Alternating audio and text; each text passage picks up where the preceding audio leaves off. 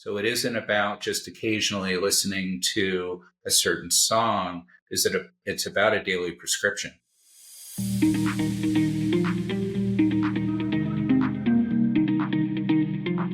Hello and welcome to the Fusionary Health podcast. I'm your host, Dr. Shivani Gupta, and I have a special guest in store for you today.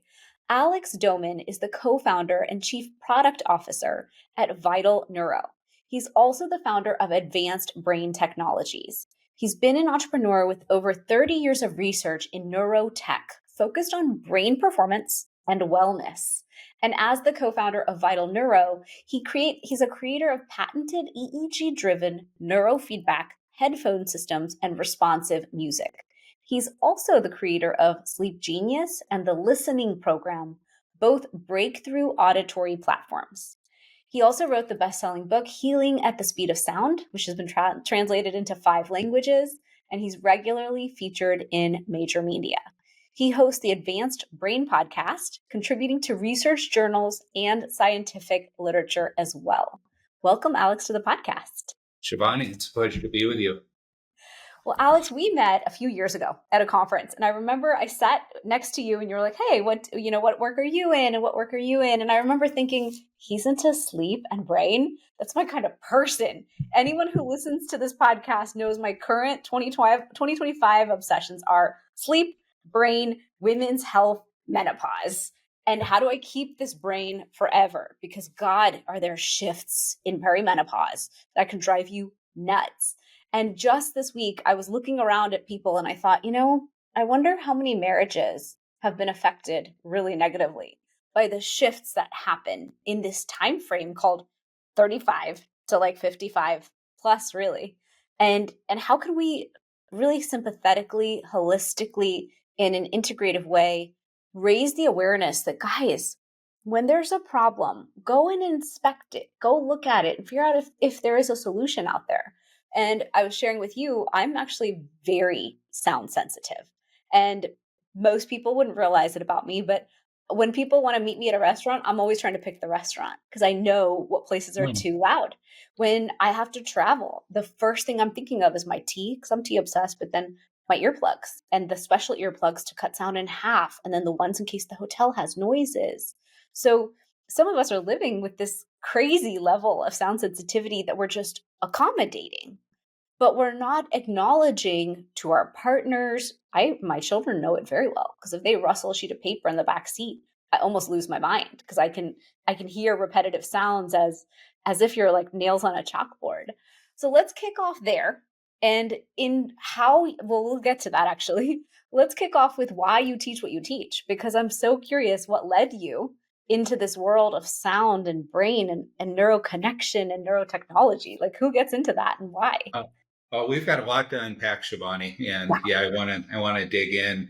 You're putting so much energy into controlling an environment so that you feel safe and comfortable.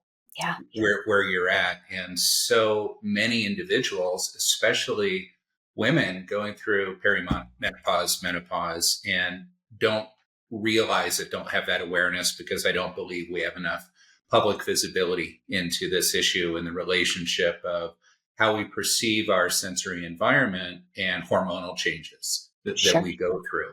I came to this work quite naturally through a family that's been in the field of helping people optimize their potential for about 80 years now. So I was raised in a family that believed very much that everyone had unlimited potential, and the legacy mission of our family is doing anything and everything that we can to help people realize that potential. And for me, I had an interest in sound and music. And something we didn't discuss, Shivani, is I too had sound sensitivity. I had tinnitus ringing in the ears. So I had a very fragile auditory system that had a big impact on my relationships, my learning, my attention, and quality of life. Yeah. Absolutely. So you come from a family of practitioners who were already in the work of helping people with their health. And you saw this growing up. You were into music. So then what led you to take the leap into this work? Yeah, the leap into this work was a realization that if we could make impact in one sensory pathway, the auditory pathway, we could have the most global improvements in that individual's life. And there were modalities that were being used of scientifically designed music listened to with very specific protocols that we were researching and using with clients in our programs. And the profound and rapid changes that we saw in many individuals just had me hooked. And then Wow. it was through that process that I began treating myself in my Okay. own challenges and found that, well, these modalities could make things worse if misapplied or if they're not appropriate for the individual, which then led us to organizing a team to say, how do we do it better? How Sure. do we do it with safety? How do we do it thoughtfully and create an enjoyable experience to help shift people from sound and listening being something that's adversive and difficult to something that they can embrace and welcome and enhance their life? Interesting. So someone listening might be like, okay, you're talking about music that you play that's healing. So why can't I go on YouTube and search it? Because sometimes we hear about people who say, well, there's binaural beats. Binaural beats are good for you. It's going to help you focus. So sometimes when I want to focus, I go on YouTube and I type binaural beats and then I listen to it and I'm like, this is driving me crazy. This is not my music. And I close it. And then my friends have told me you have to have headphones in, Shivani. You're supposed to hear two different beats in two different ears. It's designed in a very special way. You can't just play it just like that. And I think most people know that music, vibration, chanting. Like I'm a Hindu girl born into a Hindu family, so we chanted when I was a kid Om and all of our different sounds that we know are sacred sounds and they have healing benefits. That doesn't mean I, as a modern girl, chant very much, but when I go to yoga, I like that we do that. So, how can you please explain how sound can be healing and why YouTube is not enough? Yeah, great question. YouTube is not enough, but some people will find solace and relief in some of what they find, and some will find things that are agitating, and that's the challenge that it's hit and miss. It's important, first of all, to step back and say, why is our relationship to sound important in our development and in our lives? And one of the first senses to fully develop in utero is our sense of movement and rhythm and sound. So, when we are in the embryo, we are processing the sound in the womb. We are forming a connection with our mother. So we are developing our auditory pathways and our relationship to sound before birth. So it is primary, it is absolutely fundamental, and it is a key sense to our survival. We're born with two fears. We have a fear of heights and we have a fear of loud sounds. The relationship to sound is part of our survival as a species. To understand, is that sound in my environment a threat? Do I need to fight? Do I need to flee? Or am I going to feign and absolutely shut down? So that gives us some understanding of the importance to our relationship with sound in today's world. When we think about that foundational relationship with sound, we also have to understand that as humans, some of our earliest form of healing was voice. It Mm, was drumming. It was creating sound, creating music as a method of communication, as a method of community, of celebration, of mourning. So sound and music are so fundamental to our human experience that they're absolutely essential in our lives. When we look at why is YouTube not enough, or perhaps a Spotify playlist, what I will tell you is things are getting better and better. And even, Apple has released a sound therapy channel wow. working with people in psychoacoustics to develop scientifically designed soundtracks, which is what the focus of my work has been. Researching the effect of sound on the human nervous system, working with composers, with musicians, with sound engineers, with therapists to create really prescriptive sound programs that are designed to change not only our relationship to sound, but to then use sound as a way to help shape our brain to change its structure, to improve our function and create a healthy relationship with sound in our environment. So not all music is created equal. I would Sure. say whatever feels good to you is right in terms of your personal listening. And I think we all intuitively know where to go when we want a certain experience, right? Isn't it interesting that when we're feeling sad and lonely, we play sad songs? We don't play happy music. We go deeper into that emotion and we intuitively know where to go. But the idea of psychoacoustically designed, scientifically designed music is that there is a framework, there is a structure, there is a neuroscience basis behind how the music is composed, how it's recorded, how it's structured, and then what our routine is with it. So it isn't about just occasionally listening to a certain song. It's about a daily prescription that we follow that builds and changes brain structure and our function and then gives us some permanency to change. That's so interesting. So you're saying it's not like, okay, well, every once in a while where I want to feel good, I'll listen to X few songs and I'll be great. What's interesting to me is at work, we have a playlist that we listen to off of my Spotify. It's called Upbeat Coldplay. Like that's the Yep. radio station. And we listen to Coldplay so much. So I think last year, my COO and I went to the West Coast to visit a new factory. We won't build anything until we've met every team face to face. Like we're OCD about production, of course. It's a supplement company. And so on the way, we had to play a playlist and I played that one. And she said, this is our anthem. Like this is the company's music that binds us together. And so we're going to a Coldplay concert this summer. And I thought, gosh, won't that be crazy to get to see and hear that music live when it's literally the only music that I can play at work. And I've tried many playlists. I try, Imagine Dragons, and I try all these others, and nothing works but that one list for me to try to stay focused after lunch in my office. Like every day lunch happens and I'm like, God, I need music to focus, play. What you're saying is if you listen to music every day in a therapeutic way that's been created with a lot of research, science, engineering, and understanding, it can give you a result. And so my question is, are those results things like support for ADHD and focus? Is it support for people like me who have sound sensitivity or potentially what we were talking about, which is other sensory issues? When my daughter was little, the preschool said, just so you know, every kid is happy to be messy, but yours, we give her shaving cream on a plate. She won't touch it. She just wants to wash her hands. She won't touch honey. And that's when I learned and realized, oh my gosh, that was from me.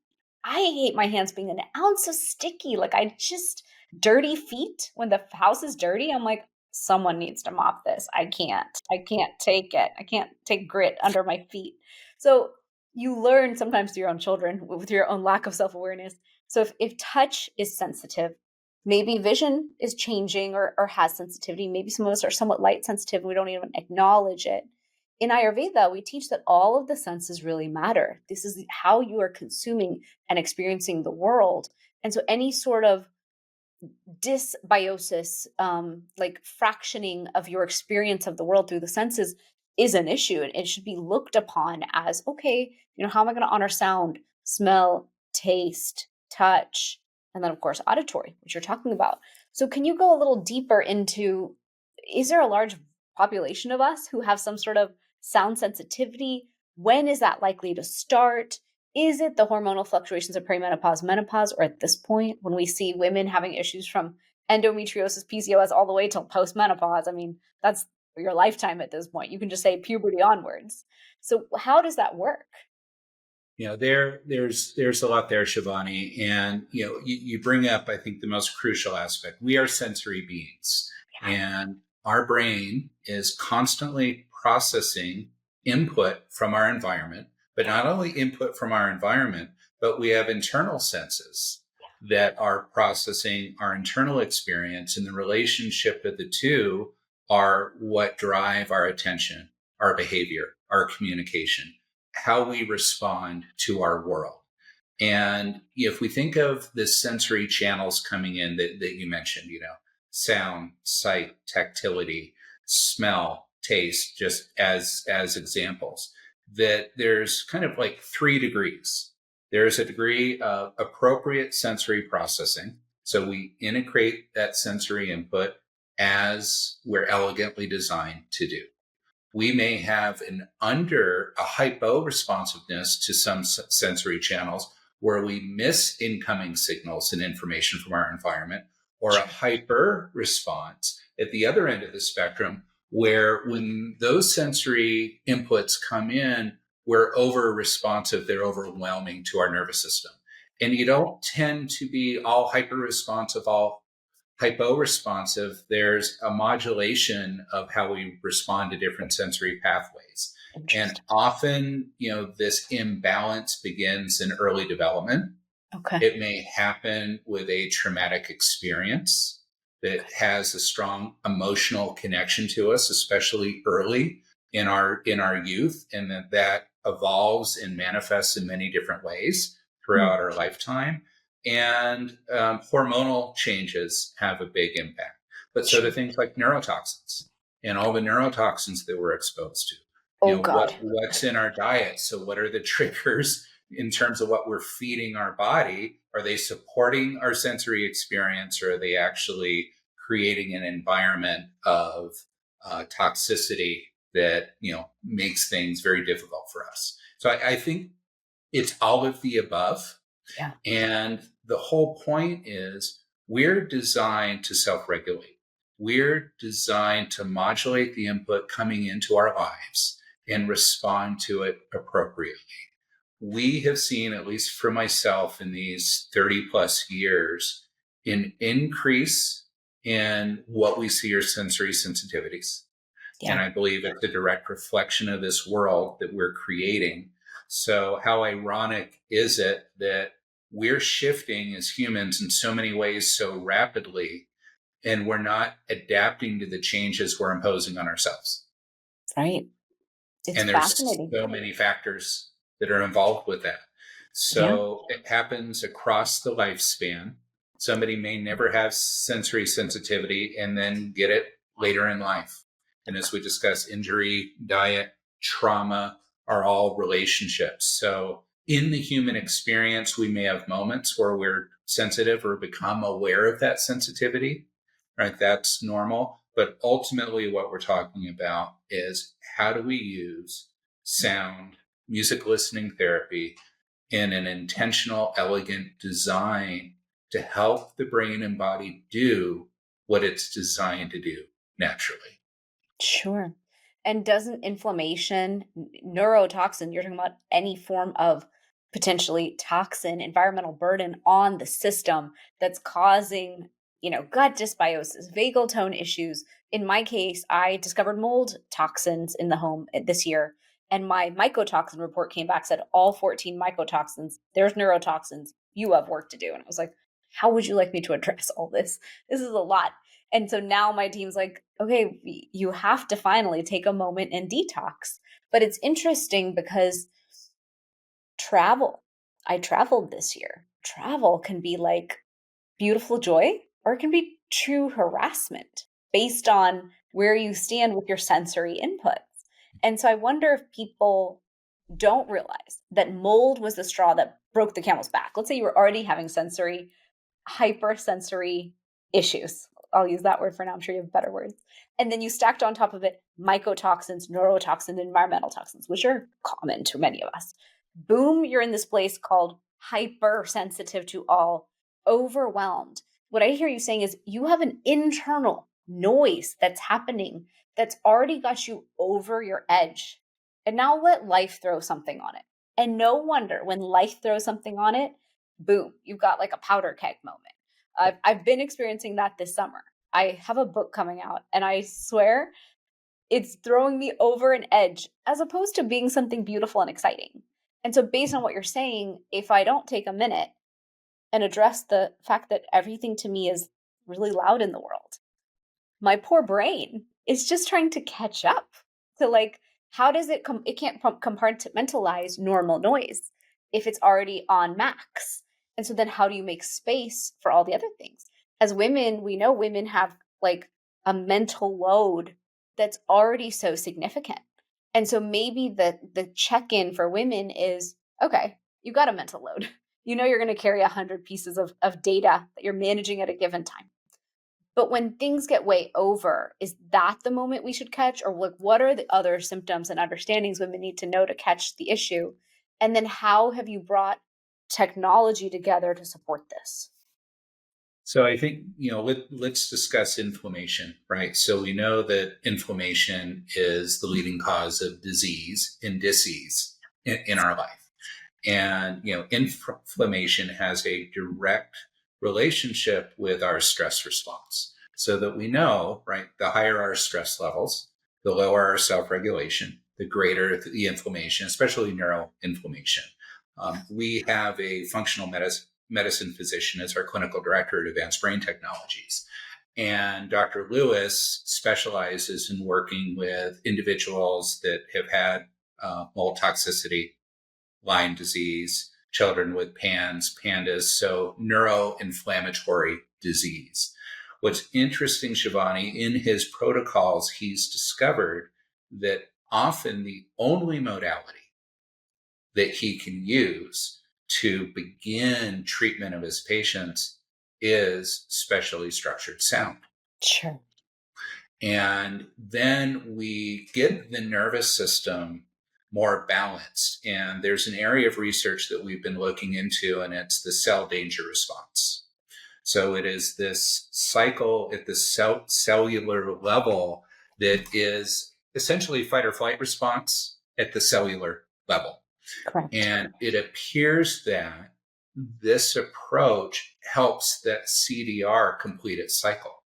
So when we're impacting the body at a cellular level, we create safety. When we create safety, then inflammation begins to reduce. And when we begin to reduce that inflammation, then the individual is ready for these other modalities to come in and help support them and lead to recovery.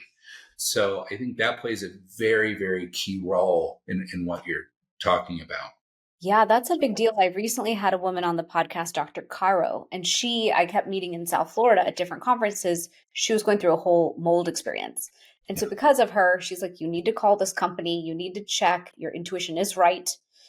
And I did, and she was right. And so when I interviewed her, it was fascinating because she kept trying what any of us in the functional medicine space would try. We'd be like, okay, it's gut mold.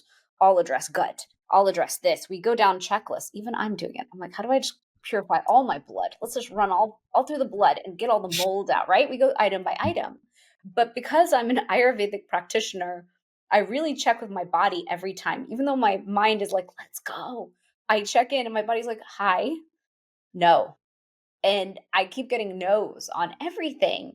And I think it's because of what she said. When you're hypersensitive, good can actually be very bad. It can take you over in the wrong direction. And she said she was so hypersensitive, nothing she did was working.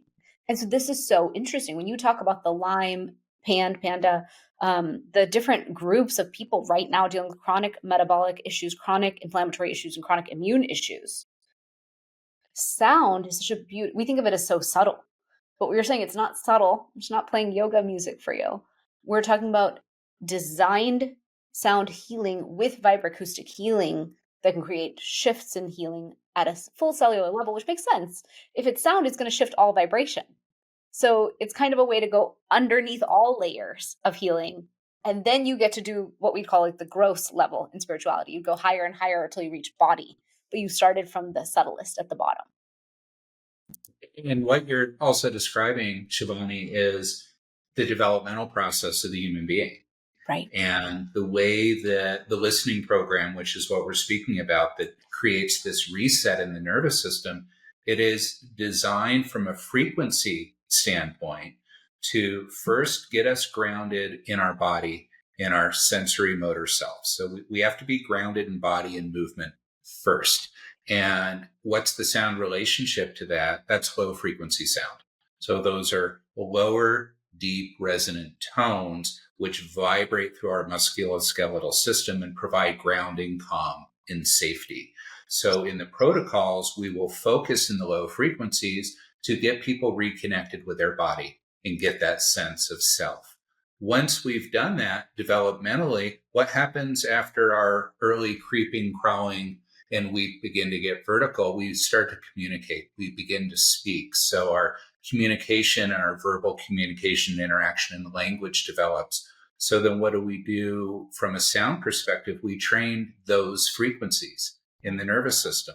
And then once we've built that, we go to higher executive function, cognition, intuition, our creativity, which are in the high frequencies. So what we're doing is we are training the brain and the body to process sound as it's been designed to do through exposure, through beautiful music that is presented in such a way that the frequencies are imprinted on the nervous system so that they are then perceived and processed as they should be. So what it does is it brings balance. If we're hyposensitive in certain areas, hypersensitive in others, it brings balance to our life and our sound experience, but then that translates to all these other areas of our function and performance. Nice. So it is a way to reset what should have been established in the first place.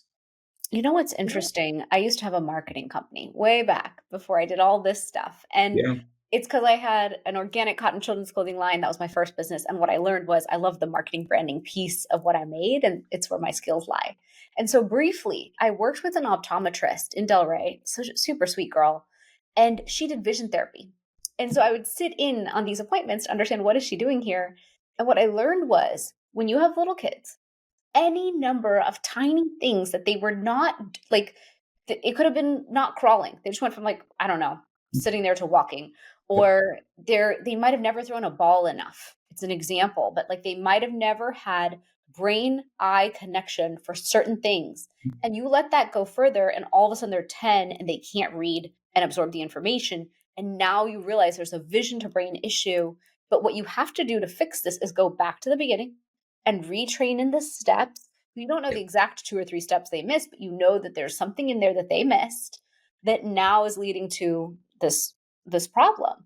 And I kept thinking, gosh, we live in a world now where what's the easiest? We hand the children the iPad.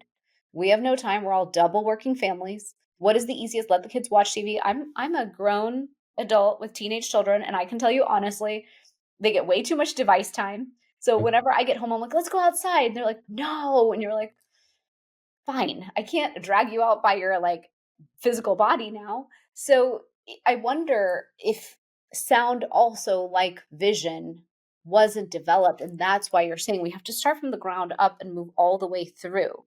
And then my next question is, how does that help us? Like, what are those main struggles that people suffer with? How does this help them? And the device that you made, is it a home use device? Is it a only in your clinical setting device? And how does that work? Like, what are the steps of it working to support people? Yeah. So I'm glad you discussed the missing steps in neurodevelopment, Shivani, because that's the pioneering work that my grandfather and his brother and their colleagues did, is that they were rehabilitating people with brain injury and trying to restore normal function in these individuals. And in order to do that, they spent a decade traveling around the world, studying the most primitive cultures and living with these cultures to see how environment affected brain development and the society that these individuals lived within. And they mapped what they called a neurodevelopmental profile, which mapped the necessary stages of development in sensory input and in motor output. Then from that map, you could discover through a functional observation of the individual the missing pieces. Then they developed protocols to retrain the brain to recover from those missing pieces. And with the brain's beautiful plasticity, its dynamic ability to change based on the right input in its environment, they began to create shifts. So it started with movement, which is foundational to language, right? So sensory motor function, language, then higher cognitive thought.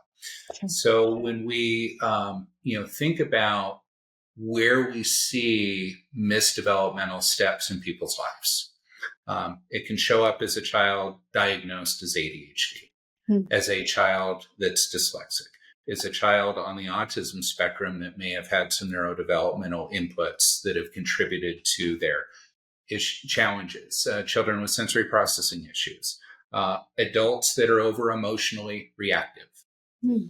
as an example, people that aren't comfortable in certain environments. So it manifests in a lot of ways, but we would just say there's some level of dysfunction in the nervous system holistically.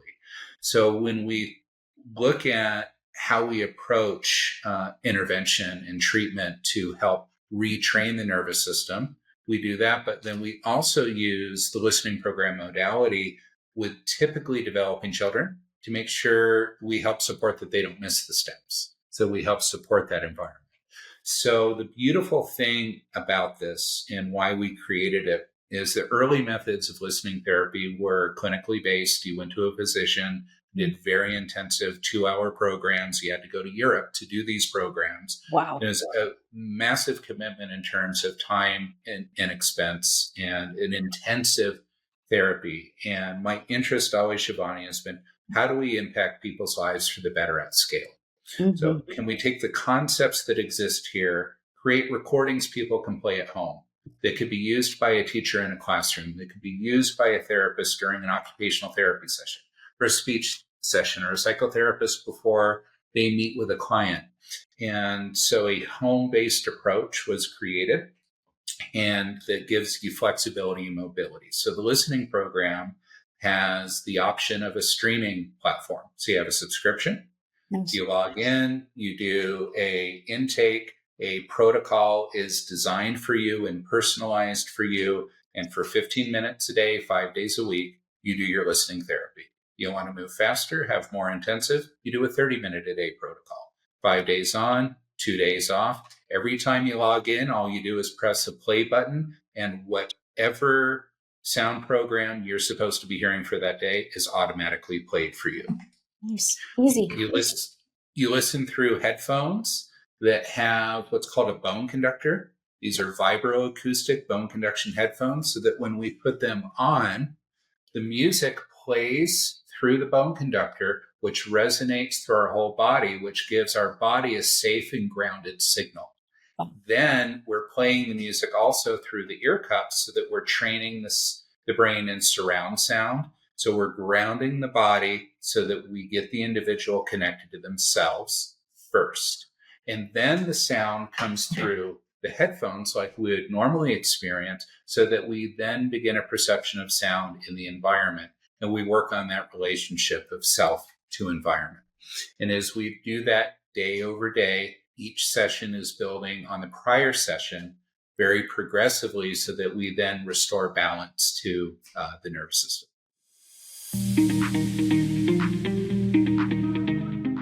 Hi, I'm Dr. Shivani Gupta, and I created Fusionary Formulas because I believe everyone deserves a natural way to support their body's health. If you struggle with joint discomfort or stiffness, our turmeric gold delivers powerful curcumin in a form your body can truly absorb.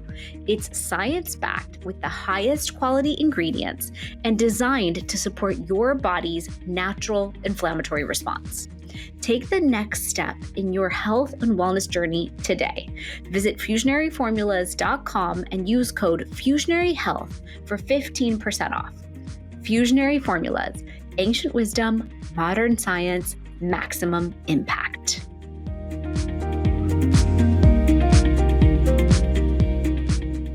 You know, as you were speaking, I thought, this sounds like the greatest therapy for each family member who's open to it. So in my case, I can only control myself and the children. My husband has his own mindset on health that he thinks is right. And I would imagine that I could walk into each kid's room every day for 5-7 minutes and be like, hey, we're just going to do our sound therapy. They're going to get to listen to good music. No iPad time during this time. I'd have to bribe them for this. That's just how it works nowadays with my kids. It's okay to pay our kids to do healthy things. I think so. I think the money's going into an account that they're going to use for good anyway, so it's fine. Right.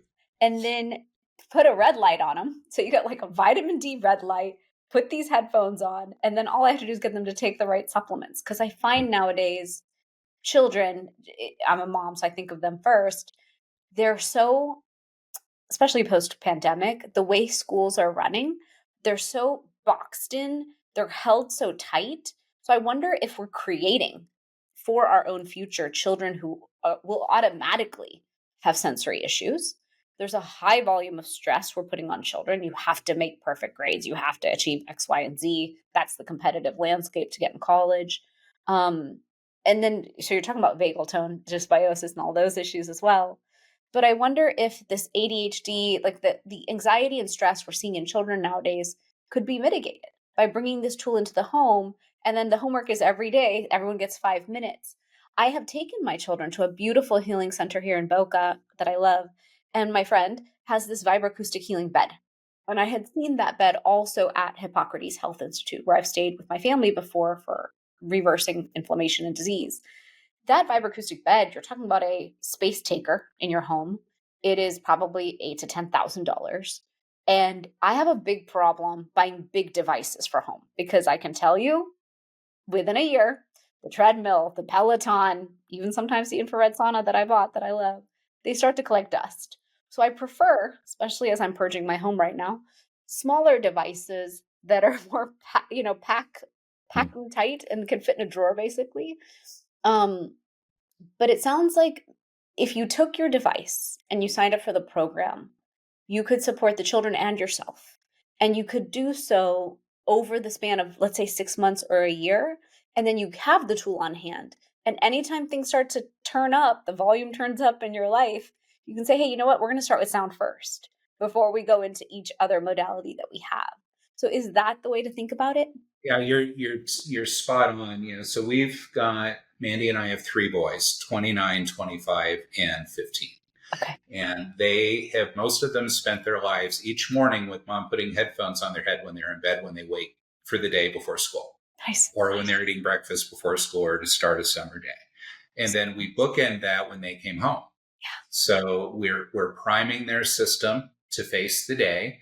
And then we help them with some recovery at the end of the day or before bed. So it works very beautifully that way. It's a mobile app, so it's an iOS or an Android or a browser-based app on your computer. Easy. So whatever device you have that has an internet connection, you just log in, and there's family accounts. So each family member has their own account, their own protocol, and it's super easy. And things have to be easy to do them, Shivani. I agree. So based on the profile of you or your child, all you do is press play and their music plays. Easy. And it's 15 minutes and, you can quietly listen. You can do creative arts activities. But I really encourage this 15 minutes of presence, of active listening, because the music is incredible. It's in surround sound. So you are immersed, like you are in the center of the orchestra. And all sorts of dynamic things are happening in sound to help us track sound, attend to sound, understand our body in relationship to the environment. So it's grounding and activating and really entertaining. So we can either tune in or just do a quiet activity, but again, without a screen to your suggestion. So it's really designed to easily fit into your life. Nice. And we will do a foundational protocol over the course of 5 months, which gives us the great solid platform. And then, as you said, we can come back to it as we need to. Nice. We have clients that we have worked with literally, Shivani, since they started on our first CD-based program in 1999. Wow. And have grown, we now generations of families that have carried those CDs forward and still use them today. Now, that's the original iteration of the program and nothing like what we're presenting online today. But the idea is it's there when we need a tune-up. It's nice. There when we need a reset, because the world that we live in, we don't stay in homeostasis. There are new things. We're a dynamic system living in a dynamic environment. So we're ever shifting and adapting to this environment that we live in, which, let's be quite honest, especially in the last 5 years, has become more unpredictable. Totally. It feels less safe. Yeah. There's a lot of dynamics happening in this world today that we've never experienced. And there's a lot of, I think, anxiousness, stress, that people don't know what's coming because we don't feel as safe as we once did. Absolutely. And this can bring that sense of safety. Absolutely. I want to finish on children, and then we're going to move into women's sound sensitivity and perimenopause. When it comes to kids, they're on iPads, they're on YouTube, which unfortunately created YouTube Shorts. which is basically TikTok and Instagram being pushed to children, which I think is insane. It's cutting the Yeah. attention span down so fast, and I can see it. Nowadays, people have the TV going and they have a device in hand, right? It's like double consumption of content. So I like that you said coloring because my son is a kinesthetic learner. I don't see me able to get an 11-year-old boy to hold still to listen to anything for 15 minutes if on the opposite spectrum, that's the level of content they're consuming. But if I said, look, we're going to do coloring time, I'm going to go bring whatever. Sometimes with my kids, there's this like thing you can make. I don't know what they call it, but you buy it's a sheet with these gems and you put the gems in to the right color and the right, you're just sticking gems in. But in the end, you get this beautiful piece of art. And they'll see me do it sometimes because I'm like, this is a great gift to make something with love. So if we can do coloring or something tactile, simple, while staying super present to the music, that might be a way to get compliance. Because to me, it's about compliance. If no one's going to be compliant, it's not going to happen. And I love that you said in bed in the morning, because so many of us, the first thing we're doing in the morning is social media. I myself am like, I have to pry my own phone out of my hand. I'm like, stop it. Nope, we said journaling first. No, we said self-care first. It takes like 5 times because you can see all the alerts. You're like, oh my gosh, if I'm a participant in social, you're going to get too many alerts, right? So can we do that? Can we find ways to make it play and fun while getting the medicine and the benefits? Oh, absolutely. So with kids, coloring, drawing, and they need that relationship to their environment. You know, this two-dimensional world and this two and sometimes three-screen environment, I think is having absolutely detrimental impact, right, on our children and on ourselves, right, because our brain's seeking these rapid dopamine hits, and we get conditioned, and it's hard to be present anymore, Yeah, it to is. truly be present. You know, I put something on social media today. I saw Danny Lehman did a post, Shivani, about can you not touch your smartphone for 3 days? And, No. and most people, it's like that could put them into absolute panic. And a couple of years ago, I went to Boy Scout camp with our youngest son, and we didn't have internet for a week. And I can tell you that that was the most restorative, grounding experience that I have had in my modern lifetime. Wow. I want to It, do Vipassana 1 week silent meditation retreat. I would oh, have to know for a fact that like my mom flew in, kids are so handled, and husband has them. Like as long as all my biggest responsibilities are handled, I could do it. I could. It's just so foreign to us. But you're right. yeah. We're touching. I catch it right now myself. I touch my phone every hour of the day. And it's like, poor brain has no ability to just be super present. That's the practice. Be present, to walk in nature, Yeah. right? To take a swim. You know, Yeah. so I have started a practice of and rediscovering the things that really ground me. A morning walk with the dog, get in the pool, take a swim for 30 minutes, Yep. greet the sun, Yep. just be present, do some grounding on Yeah. the lawn. Yeah. Setting up your day that way totally changes. It puts you in control. Yeah. You know, when It we does. think about these listening activities, let's do things that support our greater development and just nurture us. So True. even with adults, Shivani, my wife has these elaborate adult coloring books from this author that she adores. And they're often gifts to our practitioners because you can go deep in them, and it's a way to escape. It's a meditation. Right. It's a quiet presence and calmness that I think so often we miss for ourselves and for those that we're with. And when we think about this listening program, what's the greatest gift that we can give another human being? It I is like that that. gift to truly listen, to understand, and not to respond. And taking those 15 minutes to be present in an activity, to be engaged in such a way that we're training our system to be present. So, I you absolutely know, agree. I teach Ayurveda, so I teach circadian medicine. Circadian clock came from Ayurveda. And my book has a whole chapter on it. And I wrote all about these practices you just named, because those to me are the best ways to bookend, to keep ourselves grounded, to move in nature, walk in nature. I need it. I find if I don't do that medicine piece of my day, the silence, then the volume of noise from my life, it's just insane. Like in Ayurveda and in the Hindu teachings, we talk about how the mind is a monkey mind. The mind is just going to keep going. It's going to keep churning. And so today I journaled this morning and I thought, where are you going to keep building the brakes of total silence? That means tea time, no iPhone. That means eating, no iPhone. Like you have to go back to, just because life is busy doesn't mean that you can be on the phone all the time. So going back to the original conversation that I started at the very beginning, a lot of people nowadays are sound sensitive. They might realize it, they might not. A lot of times my sister points things out and I'm like, oh, you're right. Gluten drives me nuts. I am gluten sensitive. Oh, okay. That changed my life. Then she said, I'm so sound sensitive. I thought, what does that mean? And then I started recognizing that I literally can't handle someone moving a plastic bag. Like that alone, it almost takes me from zero to murder. And I immediately have to reel it back. And it's funny, I was just in Japan and my mom was on the trip. And every day at the end of the day, you have to try to save your bags in Japan because they don't want to give you bags. And she is folding these plastic bags.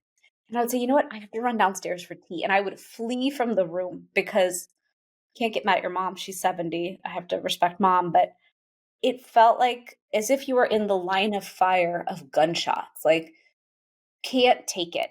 So how do you help people who might be becoming more and more sound sensitive? I think in menopause, a lot of women suffer with tinnitus. We were just in Philadelphia and my brother-in-law is an ENT and he's like, sorry, auntie, that's kind of what it is. People just suffer with that. And I thought that's not a good answer, you guys. You should either have a drug, you should have a pill, you should have a surgery, like you have some therapy solution for that. You can't just say to every woman, sorry, that's just noise you're going to hear forever. So what do you do for that? And how do you help people understand that the root cause is not just that you're sound sensitive. It's actually deeper. And what you may not catch, which I'm learning from you today, is this sound sensitivity is one sensitivity. You might have a few others stacking. And what you may not realize is you actually have a level of nervous system dysregulation, vagal tone dysregulation, which is causing gut dysbiosis, gut dysregulation, which is tied to neuroinflammation, brain dysregulation.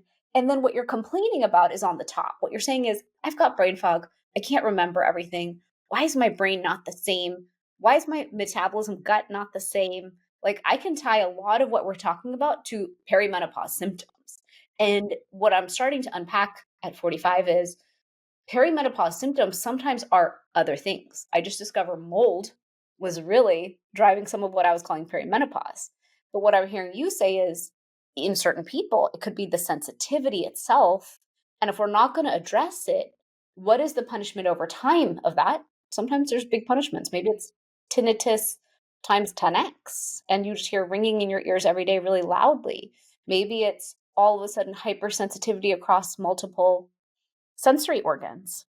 So can you get into that a little bit and how you have seen stories of how this has helped women?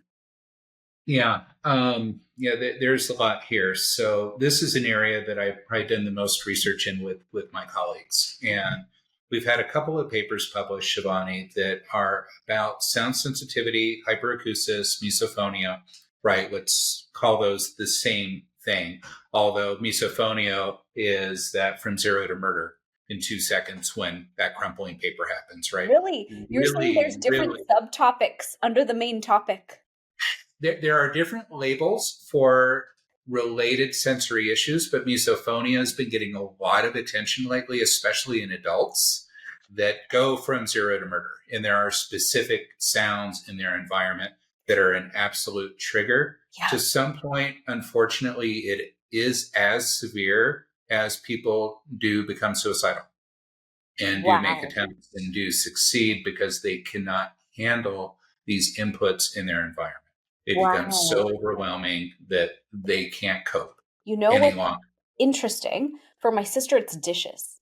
If anyone starts cleaning dishes while she's trying to eat, she loses it on the inside and then has to like nicely convey, everyone needs to stop making noise. I'm trying to now eat, which if you think about it, eating is a noise. we probably don't acknowledge it, but food and chewing in our own mouths and swallowing a sound, and that can add up while you're dealing with outside sound and it's too much for your system. For me, it's definitely plastic bags. Like I cannot handle. But I wonder if this ties into marriage. Like oftentimes you're going to have a spouse who's going to chew loudly. Like that's a funny meme going around on the internet right now. And what if women just don't realize it's not your spouse? It's what's going on right here, ladies. It's the system. So what we're talking about is sound sensitivity is an emotional response. And there typically was an event in early development that has set our nervous system to become sensitive. Now, other things can take place like neuroinflammation, other forms of inflammation that make our system have this heightened state of sensitivity where we're just right here on the edge. Sure. So if it's an emotional response, it's not an auditory issue. Okay, so it's not how we hear, it's how our brain responds and interprets sound in the emotional relationship to sound. Wow. So when you've described earlier, Shivani, that you will go through a lot of effort to control the environment that you're in. Correct. Acoustically. Yes. Right. And you do that as a form of self-protection and safety. Yeah. Because these unwanted, unexpected, sudden sounds you can't control are a sensory trigger. So what's happening? We're designed 24/7, 365 to monitor sound for safety. Is the saber-toothed tiger coming to get us? Is there a threat at the door? How do I respond to the threat? Why is it when we hear a creak in the house, a door open in the middle of the night, our brain suddenly wakes? This is a sensory system that is never shut off to keep us alive and to perpetuate the species. So just biologically, this is designed as a form of protection. What has happened in our modern world is that some of us develop what's called a false neuroception, that we are under attack and unsafe with common everyday sounds that are as triggering as the fear response when a predator is coming to get us. So what happens is we're responding as if we're going to die. Yeah. And that we're being threatened. So this false neuroception has people in a state of vigilance and hypervigilance where we're not realizing we're exerting all of this energy, monitoring our environment to see what's going to come next. What unexpected event is going to happen that's going to impact me adversely. Sure. So this all goes to vagal regulation. Okay, so what we are seeing is that we're seeing low vagal tone. We're seeing the nervous system, the autonomic nervous system in a sympathetic state of overdrive, of hyperarousal. So when we live in hyperarousal, what happens? We're more sensitive to everything. We're impatient. We're fatigued. We're inflamed. Yeah. So what if we can retrain that relationship to our environment and create a reset? And that's what the listening program does. So it helps us increase vagal tone, go from hyperarousal to balanced sympathetic function, right? We don't want to have underarousal either, but we do need to recover when this happens. And a lot of us don't recover. So we just stay in the sympathetic state. Think about our relationship to our spouse, to our partner, to our children when you're triggered. Well, you can't do anything but try to deal with this trigger. And everything else is secondary and unfortunately gets compromised. Absolutely. And our interaction with individuals become compromised and ourselves. It sounds so as I think about right, perimenopause and menopause in our relationship, as my wife and I are of a certain age, and my wife's a number of years younger than I, but I know when she goes through hormonal shifts, so do I. Wow. I am sympathetically responding to her and vice versa. And we have an awareness of this and we have the tools to help address it, to keep balance in our marriage and keep joy in our lives with each other. but so many people just aren't aware of what's really going on for Yeah. them. And Yeah. based on what you're saying, I kind of hear it as unconscious stress. Like so many Oh, times I'm yeah. teaching about inflammation. Stress causes inflammation. Guys, we have to do more so we're not stressed. But that's Yeah. conscious. I can tell you that today is a chill day. I actually feel great. I'm lightening my schedule in July because my nervous system's like, I can't take anymore. So I'm quickly retracting out of my full on throttle pace that I usually hold. But on any given day, when I'm full on, schedules full on, everything is full on, what I'm hearing you say is there's an unconscious stress we're carrying. People like me who have hypersensitivity on sound, hypersound sensitivity.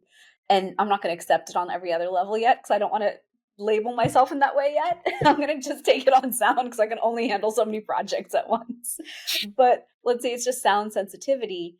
And because of that, because you're always in fight or flight 24/7, poor vagus nerve and tone, everything is in a stress response 24/7. If we're not in if we're not in parasympathetic, if we're always in sympathetic, we're never going to heal. We will never heal our gut line. We will never allow for regeneration. And here we are aging, and so the body needs even more support for regeneration and healing. It needs every second we can give it. But what we might have done is clicked the volume into a sound. It's kind of an interesting example, but like you might have clicked into a mode that's just going one direction, and you haven't even been able to build the adaptability of switching because you're always in a mode. And honestly, I can think of multiple clients of mine who have complained about this. No matter what I do, I can't win at gut. No matter what I do, I can't win at immune. I think my immune system's in overdrive at all times because of me. There's something in me that's doing it, and we're still trying to figure it out. And some of us, I myself feel like I had a childhood that lacked trauma. So when people use the word trauma, I'm always like, no, nothing bad happened. No one did something really bad. I can't think of an ACE, like an adverse childhood, thing that happened that was truly bad. Um, but car accidents happened. There were very bad car accidents when I was a kid. I can remember two. One, I was too little to remember, but I can remember flashes. And then I remember another bad one. So car accidents alone, which I think Oh, I'm in South Florida, they happen all the time, sure. could be the loud thing. So now you had one horrible accident. My daughter Anya, I totaled a car with Anya in the car when she was 1. So who knows if that's the sound? And now you're just sitting here waiting. And so even as I've talked to you for this 45 minutes, I have heard the landscaper people go by outside. I'm like, is everything okay? We're living in a moment post pandemic where I think so many of us are living in hypervigilance. We don't trust what's being dropped on the skies. We don't trust the manipulation of weather, some of us. Um, so it's like a whole different level of what's going to come at us. And what I hear you saying is there's technology and science based on ancient wisdom. Working with sound and vibration is really truly beautiful ancient wisdom. And that understanding of we can vibrationally shift all the cells in the body and create the grounding we need and the pathway we need to achieve true peace and thus have better quality of life. Because when I hired my HRT, hormone replacement therapy team last year, I was like, that's it. Let's get hormones working at least. I got to have a brain that works. I'm only 45. I need the next 50 years to be phenomenal. The one interesting question they said was, how do you feel in the evenings? And I was like, I'm fine. I'm productive. I work really hard. Of course, I'm fine. They're like, no, no, no. How do you feel about your family? And I was like, they're fine. I wish they had a separate house and I had my own separate house. And they're like, what do you mean? I was like, well, like right at 6, I eat dinner. And I just wish I could have my own silent space from then onwards until bed. I don't understand why anyone has to talk, move, ask me questions, why they think after 6 I can be functional or kind, and how come bedtime is not silent. And that's when I realized they're like, oh, so you get angry. I was like, yeah, angry is a word. There's some combination of anger and rage, but yeah, there's something there. And so I didn't think about, I took that actually as hormone replacement therapy supports it. But what I hear you Yeah. saying also, and what I recognized was its sound. And so now when I see my family interacting around 8, I just run away because I know I've lost my sound cup has been full for the day. I can't tolerate anymore. I will just explode. So it's better that I run away, shower, start my bedtime routine. And so this tool sounds incredible because it can solve like 18 different issues at once. including familial happiness, which is the most important to me, you know?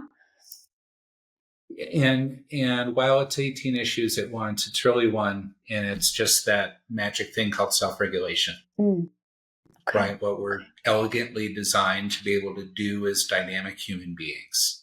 And when we can't self-regulate, we see all these symptoms that emerge. So it's resetting that nervous system. Got it. Okay. And so many of us think we're self-regulating just fine. So how would someone self-assess if they need this? Yeah.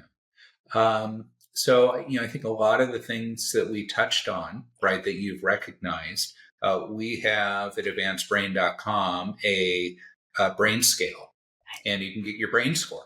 So it's a self-assessment you go through, and it's a Likert scale, very simple. You go through, it takes about 5 minutes, and it helps you see where you are on the continuum of human performance. So are we at a state where we need therapeutic support? Are we in a state of wellness and we're well balanced, or are we on optimization? So where are we on that curve? And then how can the listening program and what's the right protocol for you to follow to move yourself further to the right on the curve to being your most optimal self? So getting your brain score with the brain scale is a great way to do it. I think a lot of the symptomatology that you've described should be great cues for our listeners. And then ultimately, simply, how do we feel? Do we feel balanced? Do we feel well? Are we responding to other people in our life the way we truly want to, or do we spend our days filled with regret based on reactivity? Sure. Is our circadian cycle balanced? What's happening with the rhythm and timing in the brain? So are we able to, we know we're well regulated, Shivani, and you know this, when we hit the pillow and go to sleep within minutes. When we stay asleep, and we wake up feeling rested and refreshed. You're in pretty good shape if your sleep is in good shape. True. So that's a great, great clue.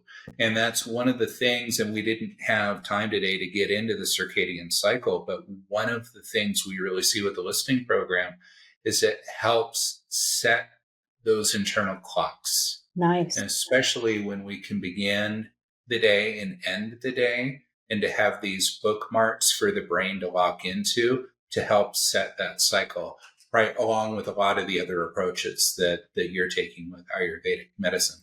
Sure. So when I look at the market, because I go to the biohacking conferences, I go to longevity, health optimization, functional medicine, integrative medicine, all the conferences, I see all the toys and I see all the tools, right? And so many of us, if we're not feeling awesome, we're going to go through a lot of other tools trying to solve this. I'll be like, oh, I just need a detox. If you detox the gut, you win by the infrared sauna.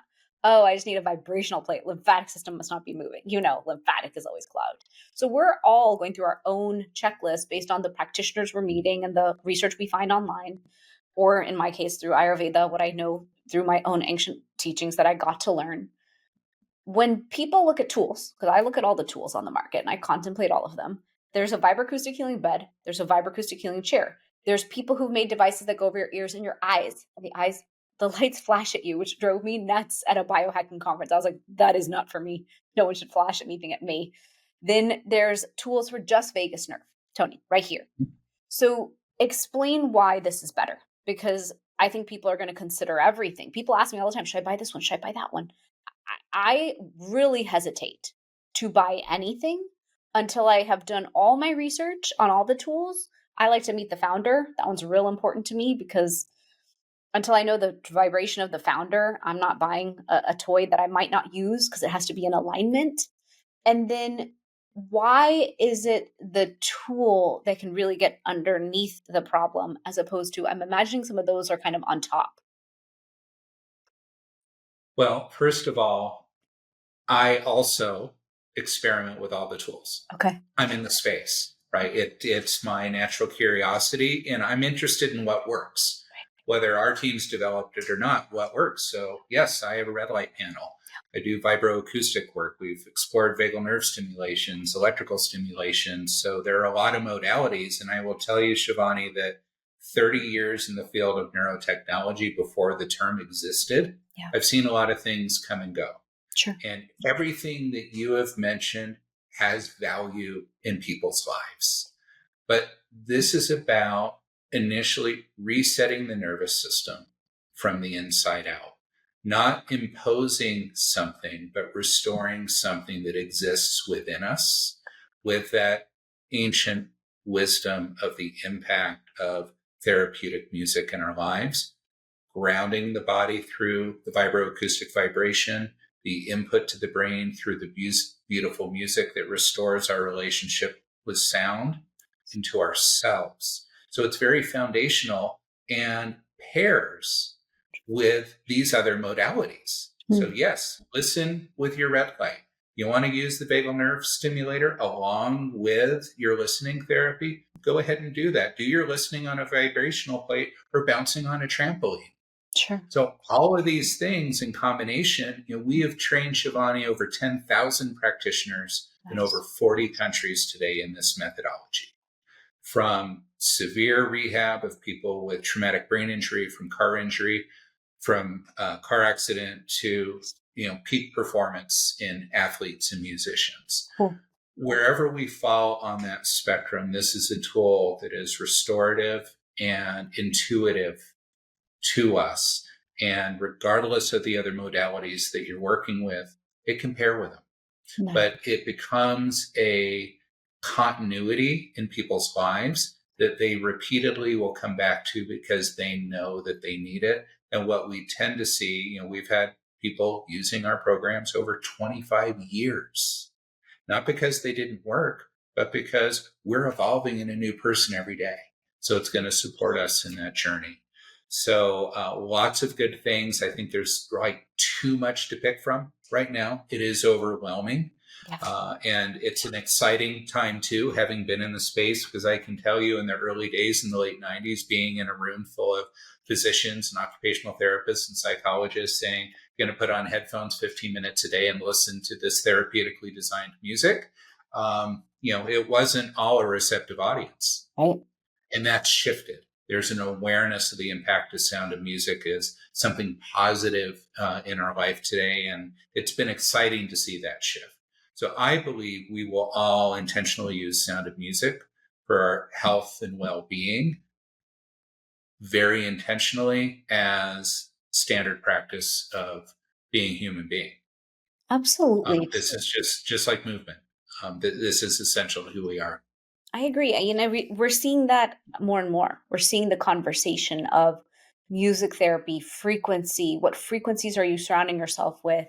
Do you realize that between EMF and everything else, you're actually being bombarded with frequency, and your body has a frequency. So your job now is to defend and then to align to the frequencies that are most supportive of you. Even your clothing has frequency. If we're going to wear non-cotton materials, a lot of us live in our athleisure all day, and they're saying that has frequency. And so I love that this is an opportunity to put frequency, sound, vibration into the body to support yourself at a cellular level and to go back to the beginning.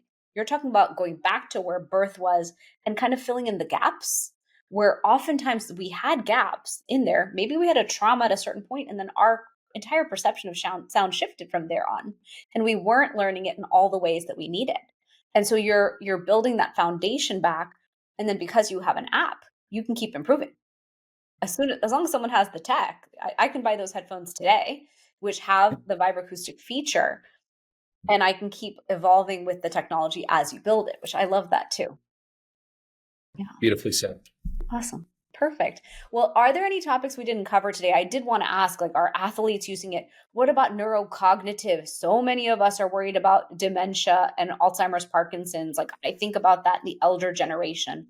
My whole family is diabetic, so I know what type 3 diabetes looks like, and I'm scared for it. So how does this support brain health longevity as well? Yeah. So, we work, with a listening program across the lifespan.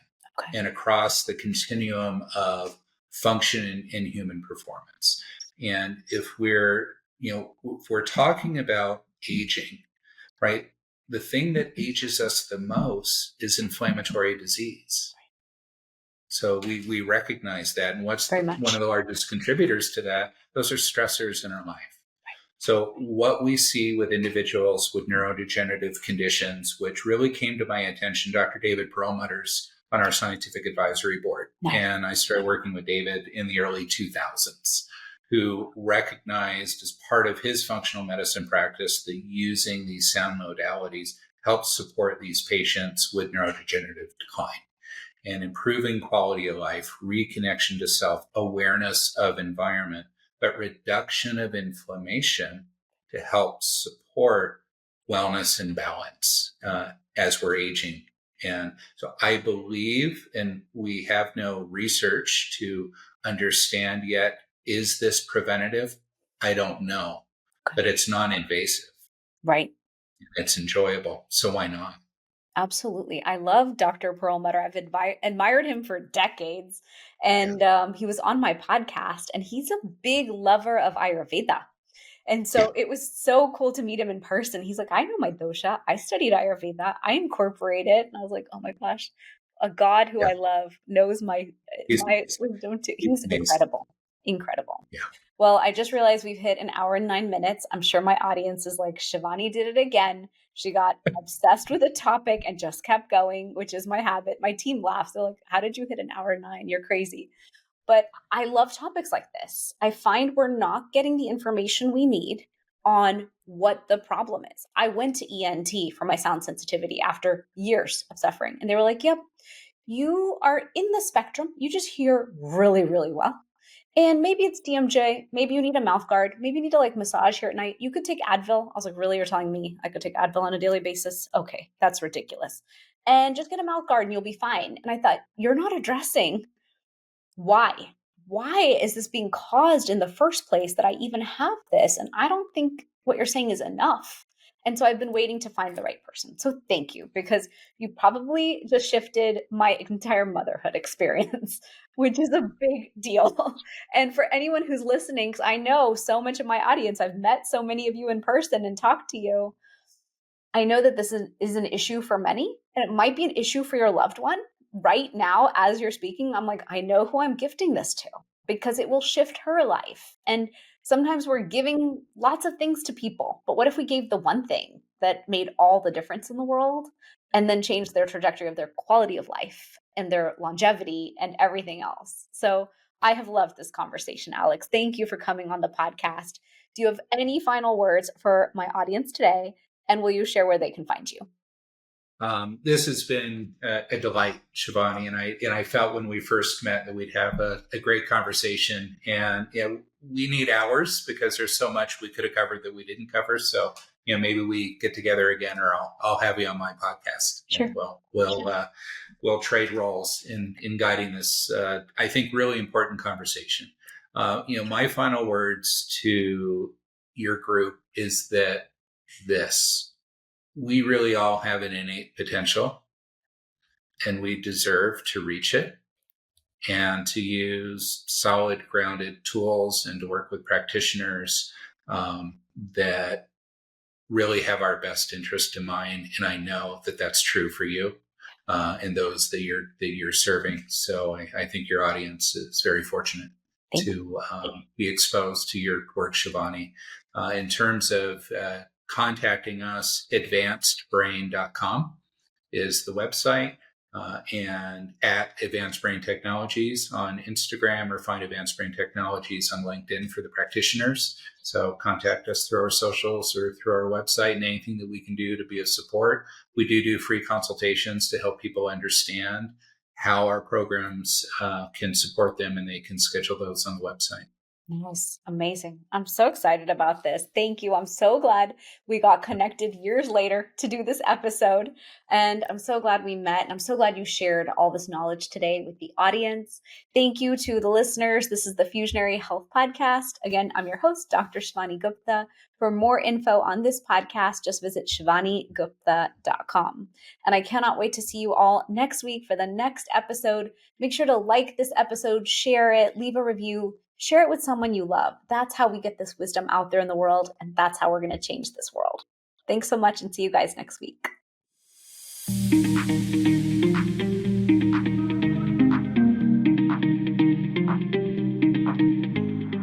Thanks for joining me for this episode. Check out our sponsor, Fusionary Formulas, the potent turmeric supplement used by doctors around the U.S. for patients with pain and inflammation. www.fusionaryformulas.com. I'm your host, Dr. Shivani Gupta. For more, visit shivanigupta.com. Subscribe to this podcast in Spotify or Apple Podcasts. Click the follow button or subscribe in any of the apps that you use. That's all I've got for you on the Fusionary Health podcast this week. You have the power to transform your health and achieve vibrant health starting today.